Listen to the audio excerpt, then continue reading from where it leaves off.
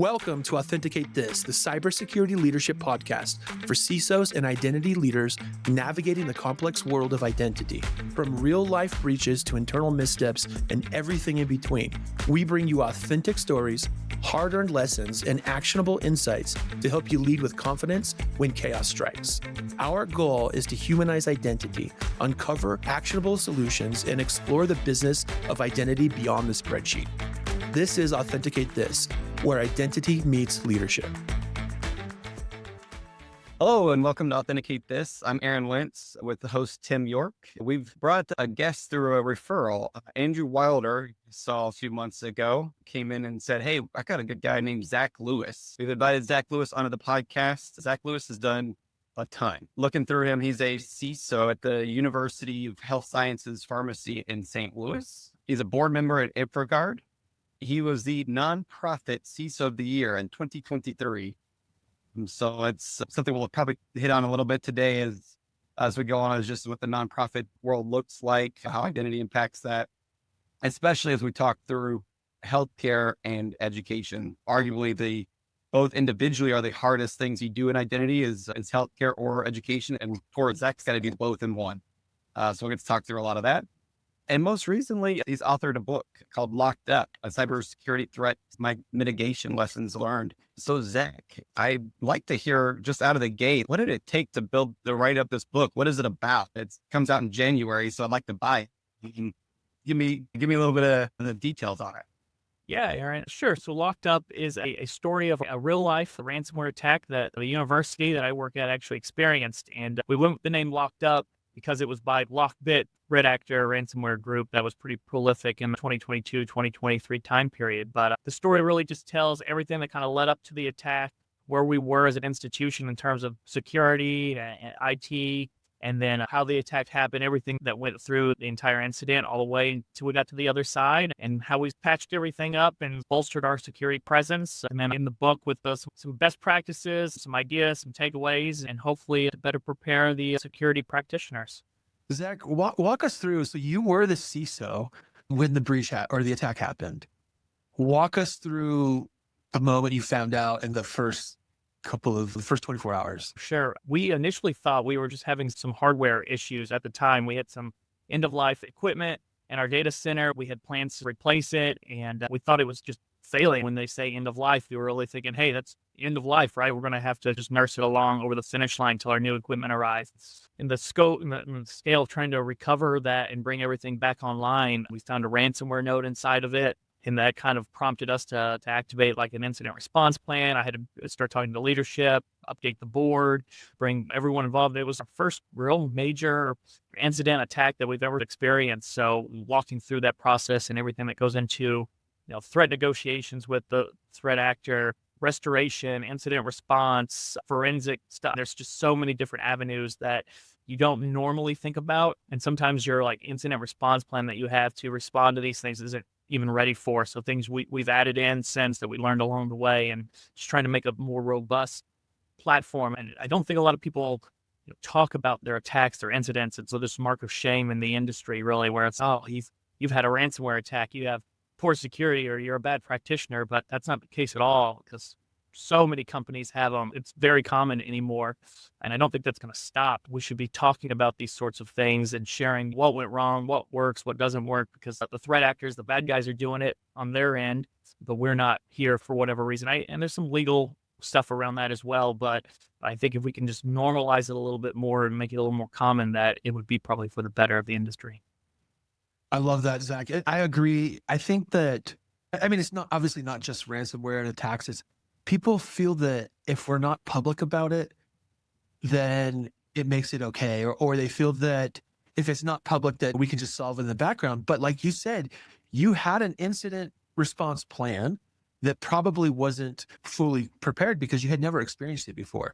But you, Zach, can now help other people that have never experienced it make their incident response plan more robust. So that's the benefit of going through this, is you learn. I'm actually curious, if we go back, what would have the outcome have been if you did you end up paying the ransom? Did you, and I guess if you didn't pay, what was the threat? Were they locking out your students? Were they locking out your employees? What was the threat? Yeah, so we did not end up having to pay the ransom, thankfully. The story might have been very different, and my job might have been very different if that had been included. I don't know. We will see. That started to change a little bit. I used to see CISOs being more scapegoated when things like this happen, but I think that norm is starting to change a little bit, which is good. But for us, so we had a lot of legacy data that was getting moved out to the cloud. We were on a very big cloud journey at the time. So a lot of our file shares, sort of like department shares, stuff where we kept just flat files like PDFs and Word documents those were encrypted. So ransomware went off and those drives on those servers were encrypted. At the end of things, we were able to restore from backups. We had pretty robust backups. The threat actor actually managed to damage a couple of backup locations, but fortunately we had a 3-tier system, and our tertiary, our third tier, our last tier of backups remained intact, and we were able to restore everything from there. Everything we needed, I guess. We didn't have to shut down for any period of time. We remained operational, which was good. At this end of it, we had some not super sensitive data. There's something in higher education called FERPA data. So that could be anything related to an academic record. So grades, course schedules, classes students took. We had some FERPA data get out from students from 10 plus years ago. I think at the end of it, the threat actor only managed to get about 2 gigs or so of data. And in that, there were about 4 social security numbers. So we worked with those users individually, gave them some credit monitoring. At the end of it, not catastrophic in the realm of ransomware. It's not millions of records like you hear about all the time, but a learning exercise nonetheless. And probably if you're going to cut your teeth on an incident and really learn what works and what doesn't, that's about the best outcome you can hope for. So again, just a lot of stuff we learned. And in between, there's things we learned about password management. And if your Active Directory environment where we authenticate users to systems is not available, those users can't authenticate. And then your password manager has Active Directory authentication. And again, Active Directory is not available, so you can't get into your password manager. Has all your passwords to get into your systems and your tools to do backup. So those are things you don't necessarily think about in like a tabletop exercise when you're working through with your team, because it almost has to happen for real for you to even, for your mind to go around that. When you walk through a tabletop, you're like, oh, I'll just go to the password manager and pull the passwords out to get into the system, do a restore or something. And you're like, in the real event, it's not as easy because it's completely down too. Or that whole system is also encrypted where you keep your passwords. And then you're like, all right, how do you plan around that? How do you fix that problem to fix your major problem? And there's just a lot of little steps in there that people miss, I think. What a valuable experience. Early in the conversation, you mentioned CISOs being scapegoats, that changing in the marketplace. When this happened, did you have any fear about becoming the scapegoat? Did you have fear of losing your job? Yeah, absolutely. I joked that I called 3 people when I found the ransomware note. And the first was our cyber insurance provider. And I said, hey, we had a ransomware attack. I need some help. And then the second call was to CISA. Hey, we've had a ransomware attack. I need some help. And then the third call was to my wife. Hey, we had a ransomware attack and I might be out of a job soon. So maybe stop buying things. Let's batten down the hatches a little bit. It might get rough for a while. Wow. That's scary. I can't even imagine. So what's changing? You said it's changing and the CISOs aren't becoming scapegoats as much. What's changed in the industry? I think it goes back to there being so many ransomware attacks. I think so many companies are experiencing them, and the number of ransomware incidents increases every year, no matter what we do or what we change. And for a lot of big companies, when it happens, it's not even hurting the bottom line. Like the stock price might dip for a minute and then it pops right back up. People are getting used to it. They're getting used to those notices in the mail that there was a breach and their data was leaked. Here's some credit monitoring. And companies overall, you want someone who understands your environment, who understands maybe what went wrong, what happened. So why are you going to fire that guy? Keep them here. We'll learn from our mistakes. We get better. This is something we're used to. When I talked to our board about it, we had a couple board members who were like, yeah, our companies have been through one. It's not a big deal. It's a big deal, but it's not as big deal as it seems. It's not as scary as it used to be because it's become so common and we have protections in place to restore and get back up. I think now you see most companies have gotten to the point where they can restore their data, restore their systems. And really that ransomware comes down to what sort of data did the threat actor take and are they going to post it? And are you paying the ransom to keep them from posting it and not so much from paying the ransom to get a key to decrypt your data because we can recover from that. Awesome. I'm looking forward to the book. You said it launches in January. January, yes. I love that you've been through it and that you can help teach and coach and prepare. And then next time you go through it at any type of organization, like you said, you'll be better prepared for it. It's really cool. I want to dig in on the nonprofit CISO of the year. First of all, that's a huge accomplishment, Zach. There's so many nonprofits out there. And I think the CISO role within the nonprofit space is super important. So in my career, I had a 7 to 8 year period where I only worked with nonprofits. And the best part about working with nonprofits is their goals are public. Their vision is public. And if you're working with Best Friends Animal Society, we're talking, how do we save more puppies? How do we adopt more dogs? How do we save more animals' lives? And it's very public. And there's pros and cons to that, having all of your goals visible and public, because I feel like that's where ransomware can come in and say, we know what your goals are. We know how to hurt you. We know how to get money out of you. Do you have any thoughts on the nonprofit space from a cybersecurity standpoint? And then maybe specifically we can dig into the higher ed space. Sure. So I don't think it's a huge deal for the threat actors to know what your goals and priorities are. I think it's more about nonprofits having the resources to bolster their security posture. And we see that in higher ed specifically a lot. Budgets are tight across the board everywhere right now, but they've always been tight in higher ed. All of our revenue or profits, not really profits, but what we pull in comes from student enrollment, right? The less students we have, the less budget we have. The more students we have, the more budget I have. So our keys goals specifically can shift dramatically on what we're able to do in a given year based on what sort of enrollment numbers we see. So if we're down 20, 30, 40 students, I might have to cut 2 or 3 projects for the year because I'm not going to have that money in the budget because we just didn't get the amount of students we needed.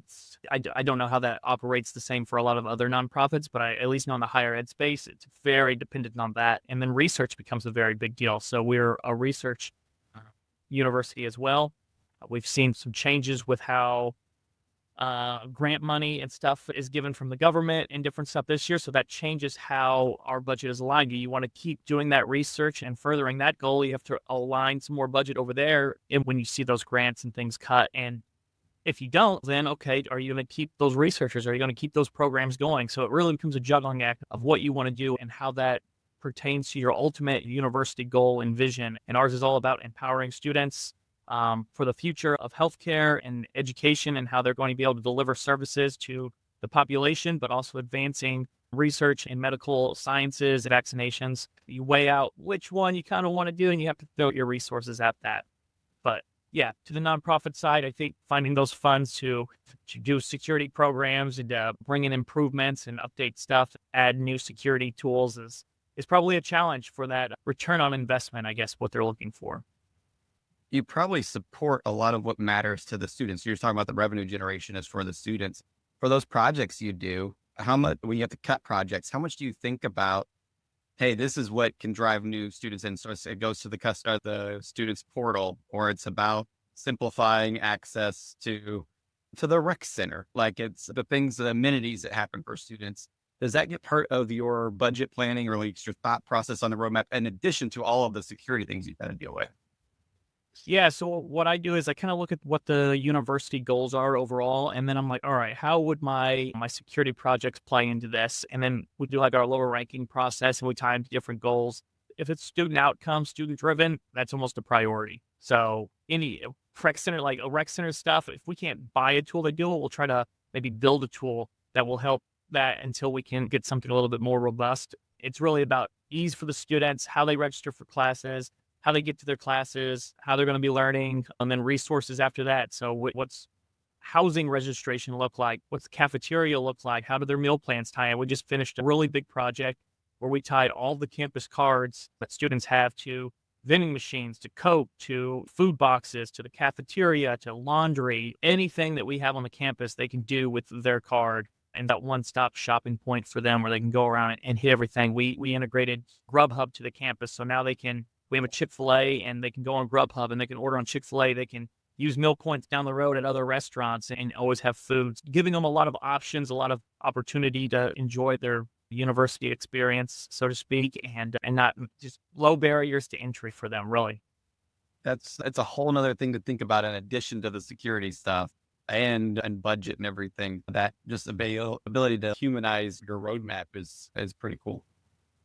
Yeah, yeah, it was a big push to do that. We're a big cloud first university, so I've essentially taken every application that we've had, we've moved it out to a SaaS platform or a cloud platform of some variety.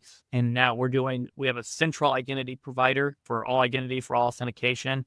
And if, there's a cloud tool or a SaaS tool doesn't integrate with that identity provider, we don't bring them on board. We want everything in one. Again, thinking about that student experience. And that also has downstream effects to faculty and staff, but no, one identity to log into your learning system, your evaluation system, your registration system, like anything you need, one account, gets you into everything. We'll put a bunch of protections around that, but make it easy for them. And you don't want security to be a hamper to the business process, to the workflow, and the students are our customers. So we want to make sure they have an easy experience, but a secure experience.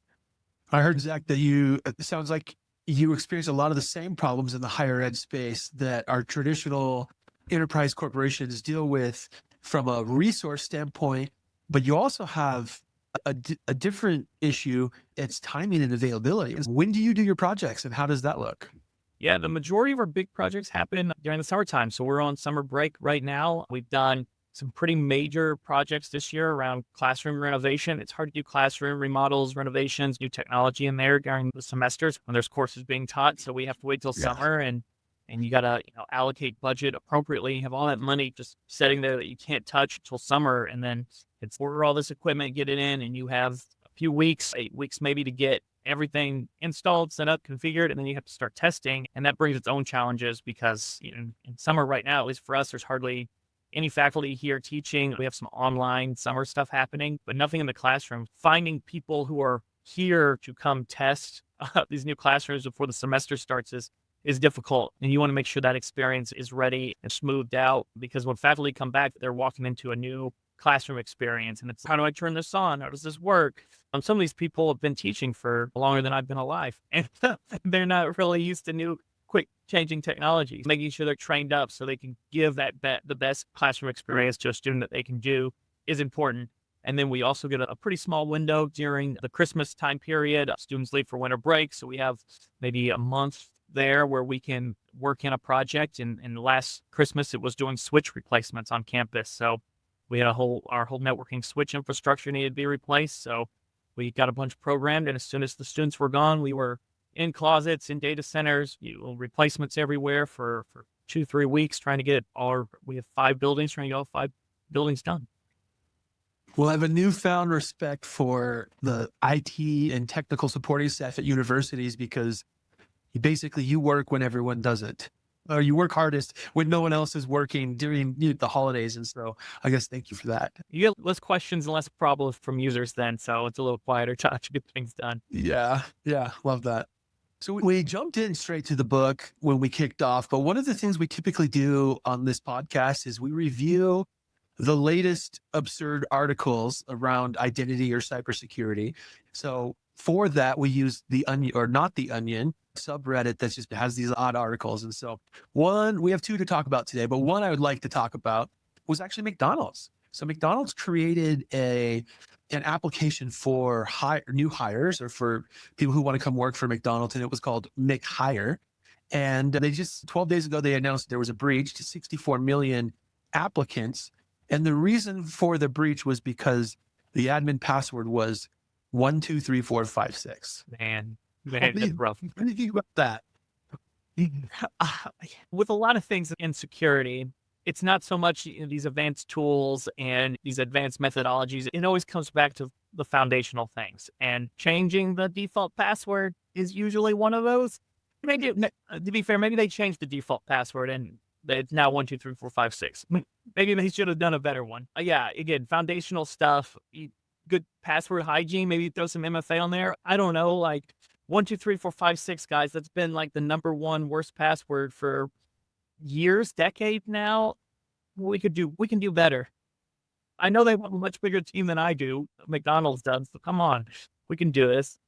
I envision the bad actor who's, I'm going to hack into McDonald's. They get in, they log in, and they type in the password 123456, and they're like, "Oh, that was easy." That's so easy. I can't imagine. all that, and then Definitely. all that potential employee data or applicant data, rather addresses, probably socials, names, birth dates, like all of it. And I don't know what McDonald's plans to do with all that. That's a lot of credit monitoring, but we'll see Yeah. what they end up doing with that. Was that do you was that I saw that article, was that tool, was that AI built? Was that people built? Did it say? I was going to ask the same question. I couldn't tell if it was AI built or not, but I would love to go down that path, Zach, as far as building applications with AI. What's your thought there? And I understand you have some experience with it. Ah, you're talking about vibe coding. I Vibe am. coding, what the kids Yeah. are calling it these days. So yeah, AI, we're seeing a lot more of that. There's some major tools out there that allow people to build apps with or applications or software, whatever, with AI. I think a big one that I at least I'm familiar with is called Replit. Pretty much natural language, so you're just typing what you want the tool to do. So we've at the university, I and the team have built a couple different apps, and then personally, I built a mobile app just recently. But from the university standpoint, we were using ChatGPT and Replit, just asking it for stuff, trying to build a dorm flip app, we'll call it, which is essentially we have a bunch of dorms. So when students leave for the year, we need to go in, we have to clean those, we need to paint them, we got to repair stuff. And we've been managing that app with a spreadsheet for years. In Replit, I just gave it this spreadsheet and I started talking to it about what I wanted. Hey, I need to be able to do this. I have this many rooms. I want to get notifications.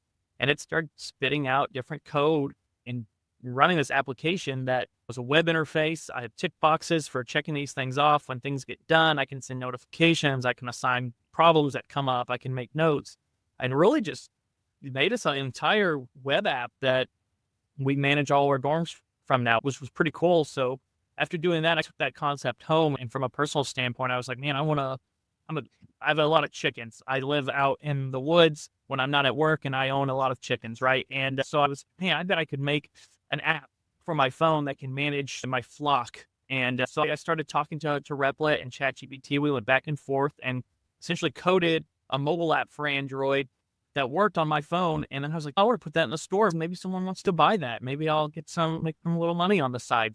How do I do that? And AI walked me through how to actually take that application and get it uploaded. Still have 6 days pending before it's approved, give or take. And then I'll have an app in the store, but that lets me track, I don't know, all the types of chickens I have and how many eggs I'm getting and what I sell them for, and like all these different tabs. It's cool now that you're at the point where I don't have any coding experience, and another person who has zero coding background experience, know-how, can open up one of these apps, just start talking to it, asking questions and getting that code output. And if you don't know what to do with that code, you can say, I don't know what to do with this. How do I turn it into an app? How do I run it in the system? And it just had that person with you all the time, that person who can show you and guide you through all that. And you can have literally any tool that you've ever wanted and never had the ability to have. Cool. That is super cool. Obviously, you said you've never coded before. You're obviously technical. Would you say one of your students who's not technical and doesn't have the same experience as you could use this same tool?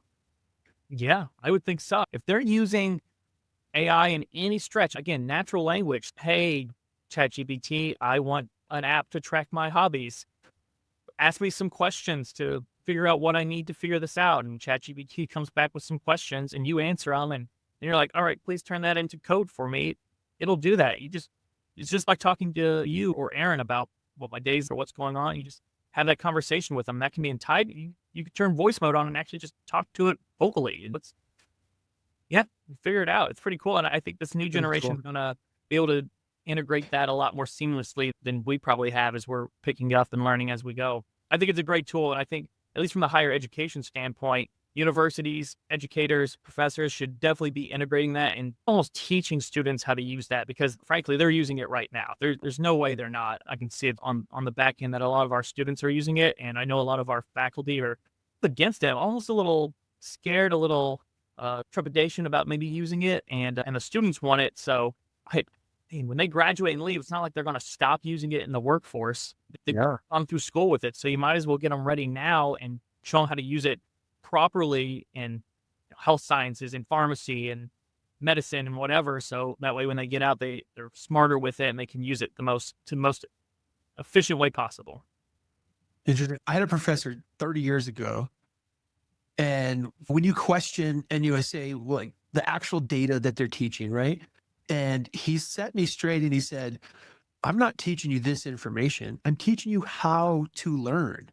And I think students in universities today, the most important thing is that they're learning how to learn, because the job market is going to be different when they graduate in a year or 2 or 3, right? In fact, we don't know what the job market is going to look like. And so the most important factor is how to learn and how to grow, not necessarily what you learn, because that data and information could and very likely is irrelevant unless you're getting a history degree, right? The industry is going to change by the time you hit the workforce, or it's going to change after your second decade within the workforce. And so I love that it's better to know how to use the tools. And because that's also how we learn, right? I think it's making us a little bit dumber from an operational standpoint because it's doing a lot of the busy work for us.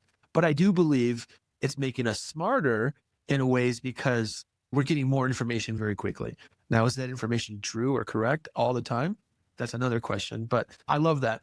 Speaking of how to learn, when you talked about your birds, your chickens, and you called it a flock, I had to fact check you, and flock is correct. We have a funny thing. You have all these different names for different groupings of animals, and some people call a peep of chickens or a brood of chickens, but flock is also an appropriate term for a group of chickens. So my quick question, we don't need to dig onto this too much, but how many chickens is in your flock? 16. Okay. When I heard flock of chickens, and I'm thinking like, I don't know, a lot. But Not yet. a lot. So that's a lot of eggs every day, or at least every week. You're getting a ton of eggs. Almost a dozen a day, man.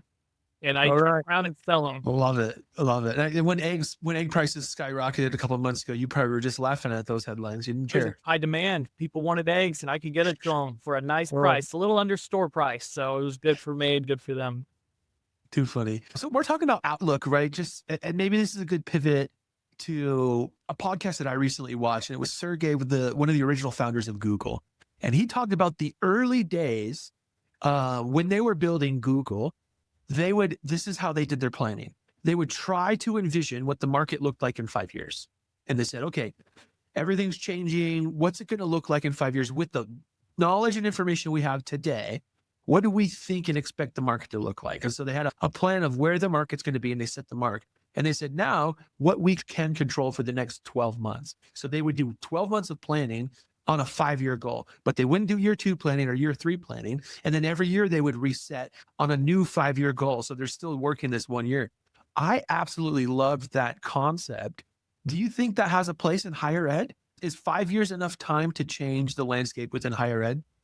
Man, I got a couple thoughts on that. In higher ed, I think of higher ed as a very large ship, and we're trying to turn it in the ocean every time we're trying to make a big decision or a big change. It takes a lot to get people there, and there have been times when we've almost had to be the hammer and flip a new piece of tech on or a new security thing on because we just can't get consensus. People aren't adopting fast enough, so you just force them that way and get it done, and you take a little flack for it, but at the end of the day, you get it done. So there's some positive to that too. That model that Sergey talks about is interesting because I think the world right now as a whole, not just higher education, we're starting to move so fast. And back to the AI conversation, it's changing things so quickly, and we're seeing industries disrupted so wide and fast that a year's good. It might even be less. You might be planning like 6 months out, very tactical moves. You might still have your 5-year plan, but you might have to shrink that down a little bit to really pivot with what the world's doing and what we're seeing with stuff as this technology increases. AI changing things. I think quantum is going to end up changing things. We got a couple big like technical revolutions, things emerging out of the markets that are going to change landscapes far and wide. So being able to pivot in that, not being fixed into something, or at least being flexible enough to move from your plan when the market changes or when need changes it, is going to be very important. That's something we looked at with goals here at the university. Everyone always does goals. You do your SMART goals, you plan. I want to do this in the year. This is my personal development stuff. I've gotten the team away from that methodology, and now we have a general goal bucket because things are changing for us very quickly on what's a priority now. We didn't get this many students. This project's gone, but this one's now a priority, or this new thing cropped up in the market. So now it's, all right, what are we going to work on? These got sunset. We'll set those off to the side, but we have some new ones that got stood up that weren't there when we planned goals at the beginning of the year because things change. So we want to be very adaptable and agile in that thought process. I talked to a guy the other day who was a student. He's in his second year, and he wants to be a software developer. And I asked him, I said, what do you think about AI in that space? And he was like, man, I haven't really thought a lot about it. I didn't put a lot of thought into that. It's like, you maybe go read some news articles, man. Yeah. Everyone's like letting people go, and all these entry level developers being left go and replaced with AI. And I'm thinking, you got at least 2 years left of school. Where's AI going to be then? What's that market going to look like then? You got to be prepping and ready for that market, what that's going to look like. I have really small children, so when I think about with my wife, we talk to like, how do you prepare that generation of kids, like 6, 4, and 1? What am I going to do to prepare them in school, at home, for a world that I had no idea what it's going to look like? Jobs are going to come and go and get before they're even in the workplace. Yeah. You're 2 deviations out of what am I preparing them for? Like, it's good decision making, being able to be agile, critical thinking skills, is be able to network and talk. That's about all I can come up with right now in terms of marketable skills. But I don't know. World's going to be wild then. It certainly feels like, kind of like what Tim was saying about the learning how to learn early on. And it's almost questionable. That's what we've lived on for generations. But what does it look like when, like you mentioned, AI and quantum computing, but we also have robotics. So all 3 of those domains, do all 3 combined unlock a future for us that we only can imagine in our novels and film today? Or does it dampen just how humans proceed in our own intellect?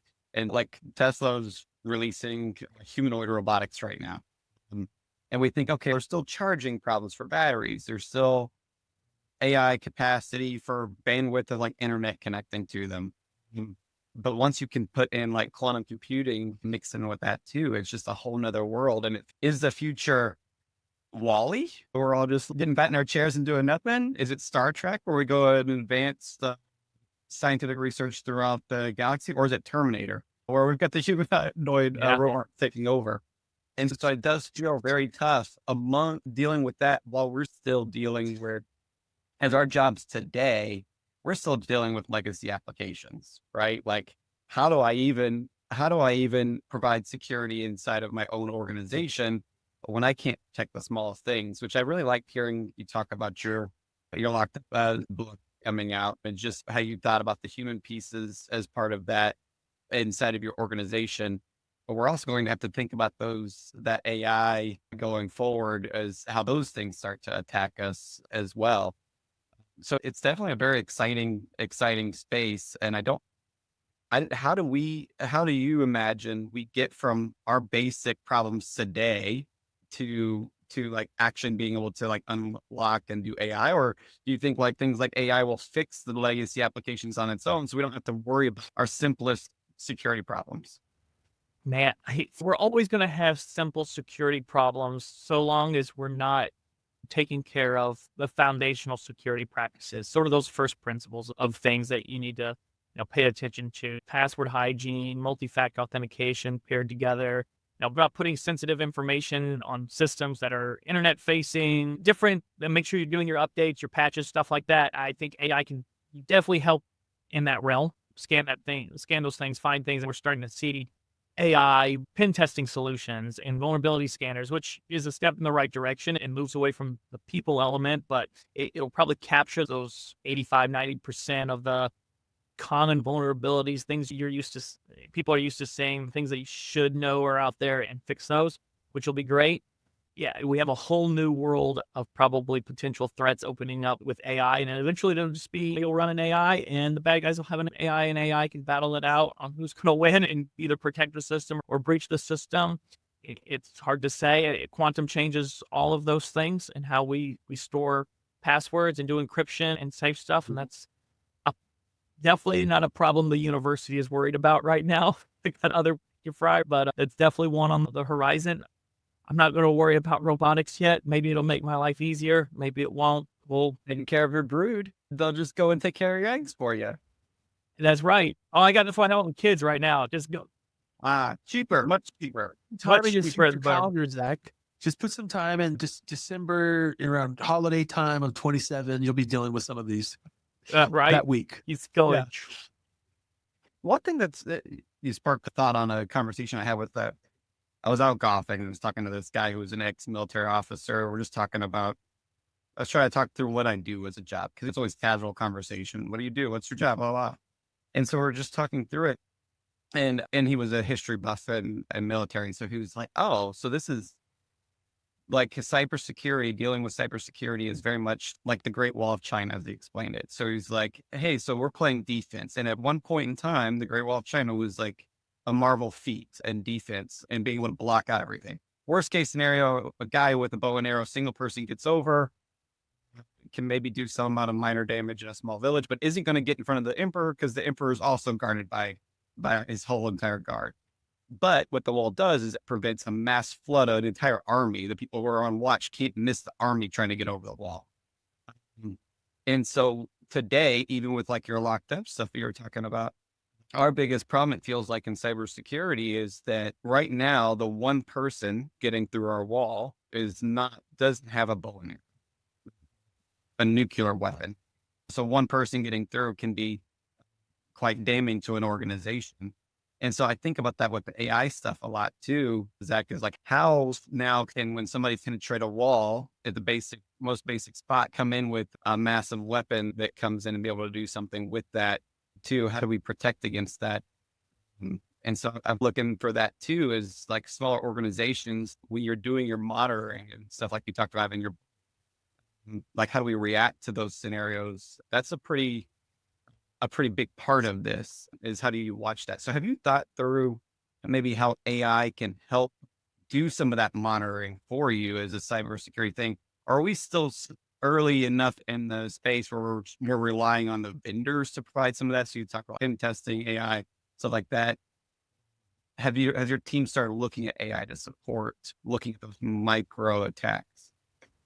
So I'm working with a couple small startups right now as a design partnership thing, and really looking at what that next phase of AI monitoring, alerting sort of stuff looks like. And I can't say who yet, but there is one that I'm working with that shows a lot of promise, very AI backed, watching from an agent standpoint on machine what's going on. And from there, it's, hey, the AI's reading, oh, they're doing something like this. Oh, is this benign or not? Oh, this could be potentially bad based on your policy and based on their job description and what they could be doing. I want to throw an alert out to you and let you know, it cuts out all the other noise and only gives you the actual alert of what's going on. And then the human makes that determination of if it actually is or is not a threat.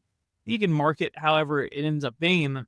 It keeps learning from there. It keeps going, which is really cool. Starting to see these companies integrate these LLMs into their security platforms for that learning model to filter out some of that noise. For the most part, we still outsource a lot of our 24/7 like SOC monitoring for SOC alerts, from the ER, from the firewall, from different things to another third parties. Again, we're small. I don't have the team for that. And I think that makes a lot of sense for a lot of companies. That'll definitely start changing, especially once you can start paring down that noise some more. And if you can use AI to do that and only get those handful of alerts, will be pretty awesome. You'll have to decide from a team perspective.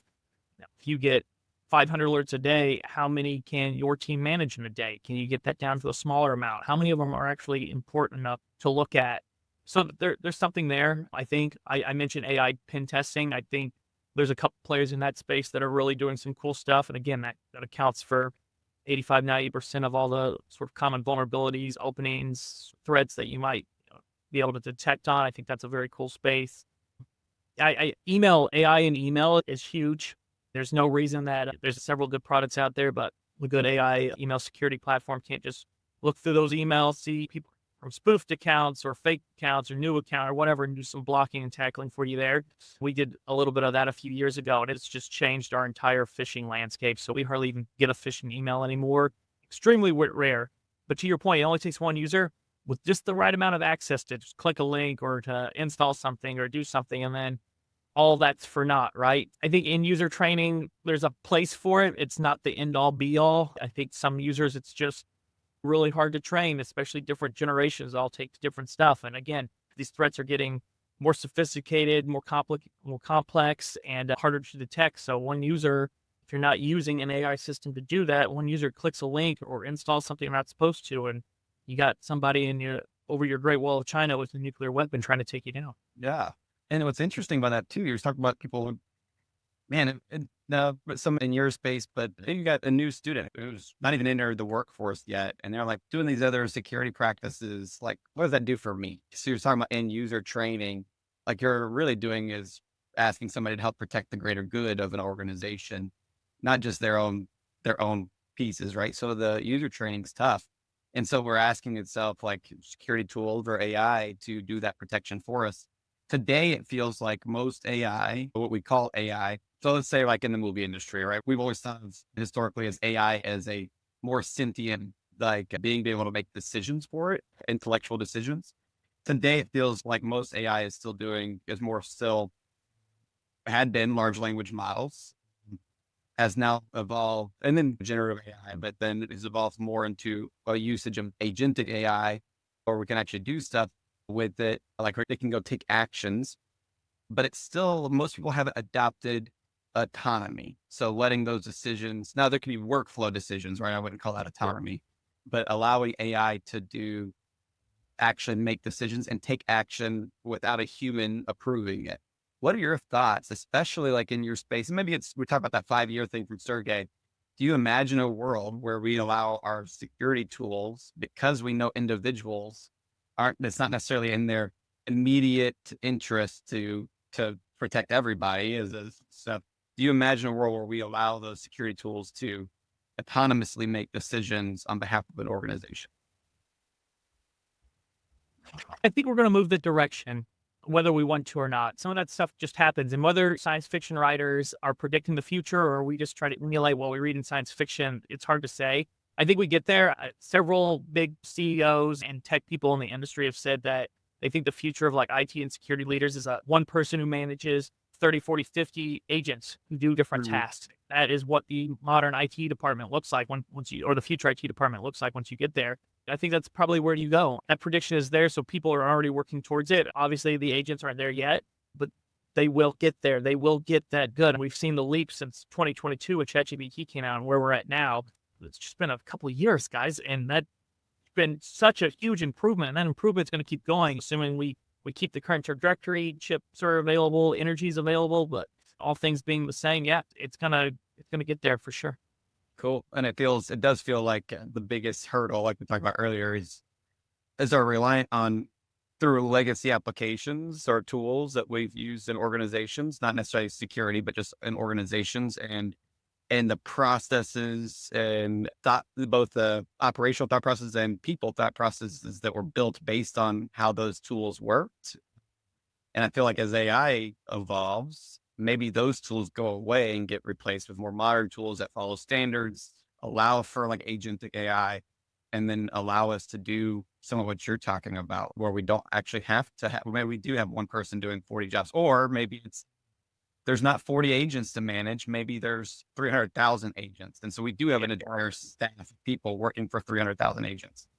Yeah, maybe the legacy applications are going to have to go away or you get left behind. You're not going to be able to compete and protect in the world of AI, quick things that happen without human input. With your legacy application that you're still trying to manually protect, it's just not going to work. So you're going to have to modernize and adapt to this new world eventually. So I'm going to sell all my stock and all of these and SAP, and Epic, all those guys, right? We're just like, They'll try to adapt. Epic's doing some cool stuff, and predictive AI is completely different from generative AI. That's what FedEx uses, and it can tell with quite a high percentage of certainty if, while they're stacking boxes in the truck the next day, hey, are we going to get another shipment tonight before, the truck's ready to go? This house orders on this many times, on this many days, and this is what they usually get. And they can like plan routes in all the cities and all of the country and go ahead and just pre-stock their trucks with stuff that they think they're going to need so they can make those deliveries at still the right time using predictive AI, which is completely different from generative AI. They've been doing it for years, and that's a whole different field, and it's amazing. That's incredible, dude. Our data is so valuable. Yes, right? absolutely. Because as soon as they can predict everything that we need, I have a feeling, Aaron, guys like me and you, we're just going to get random golf balls sent to us. Or like, I know you're going to lose 12 golf balls this week. Here's $50 worth of golf balls. But that's why our data is so valuable, is because once they start predicting and they know what we are going to consume, that's where the money is. That's absolutely insane to think about. Yeah, it's wild. You just get me thinking, when you're walking the streets of New York and somebody hands you a totem, of some kind. And they're like, and you're looking for, oh, that's really cool. You thought it was a gift. And it was like, oh, okay, it's $5. And so same thing with golf ball. It was on the truck. It showed up at your door. We'll give you a 10% off, but you got to pay us. Right. You need them. You need them. We both know you need them. We combed your data. We saw what you posted, your score. You need more golf balls. Yeah. I know we're getting close to time. I do want to just highlight one quick thing that was really stood out to me, Zach. As you're talking about all these great tools and processes and things, you mentioned multiple times throughout today's chat that it's difficult to get users to adopt, specifically because your broad range of users and ages and things, right? Like you've got college students, and you've got employees, and then you've got teachers that you said have been teaching longer than you've been alive. And so you've got a really broad group of people. And it sounds like you are being very effective of getting this group to adopt to tools, processes, procedures. And I just want to highlight that is what the very best CISOs do. You do less with, or you do more with less. As it constantly changes, you just don't have money to buy all these tools, but you have to impact the people around you to get your job done. And I think that's going to be more and more prevalent, especially as AI takes over. As we're talking about, we all are speculating this 5-year, 10-year, what it's going to look like. But in reality, we don't know what it's going to look like, but we do know that human intelligence is going to elevate just as quickly as artificial intelligence. It has to for us to remain effective. And so I just want to highlight, I see that in you, Zach, and I love that about you. And thank you for everything that you do. And once again, congratulations on the nonprofit CISO of the year. That is absolutely fantastic. Thank you again for coming onto our podcast and chatting through your history and highlights in your book. And you've been a fantastic guest. We'd love to have you back soon.